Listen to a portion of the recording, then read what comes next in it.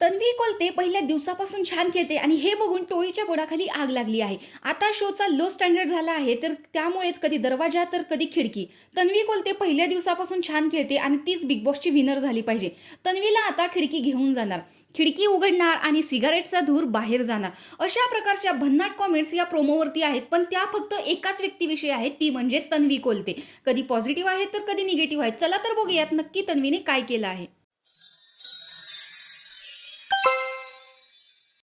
Hi guys, big बॉसच्या घरामध्ये इतके दिवस दरवाजांचा खेळ चालू होता, आता खिडक्यांचा खेळ चालू करणार आहेत. म्हणजे हा त्यांच्या मते एक नवीन ट्विस्ट आहे.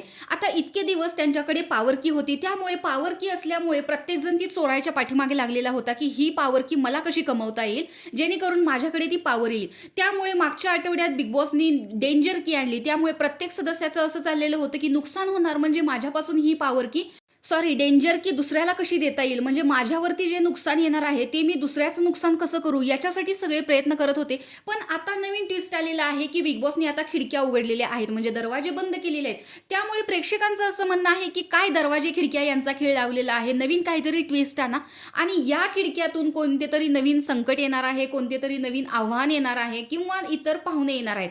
आता पाहुणे म्हणजे फॅमिली वीक असू शकतो, कारण बिग बॉस हा आता लास्ट 100 डेजकडे चाललेला आहे. त्याच्यामुळेच आता प्रेक्षकांचं असं म्हणणं आहे की फॅमिली वीक सुरू होऊ शकतो. त्याच्यामुळेच बिग बॉसनी आता या खिडक्या उघडलेल्या आहेत. पण काही प्रेक्षक अतिशय घाणेरडं बोलतायत की सिगरेटचा धूर बाहेर जाण्यासाठी खिडक्या ओपन केलेल्या आहेत. जे रुचिताचं स्टेटमेंट होतं की ती स्मोकिंग करायची आणि तिचा वास मला नको असायचा, म्हणून मी तिला दूर हट असं करत होते, त्यामुळेच खरकटी असं म्हणलेली होती. पण यामुळेच तन्वी इथे खूप ट्रोल झालेली दिसते आणि घरातल्या सगळ्या सदस्यांना टेन्शन आलेली आहे की आता नवीन पाहुणे म्हणजे त्यांना या ऐकूनच धडकी भरलेली आहे.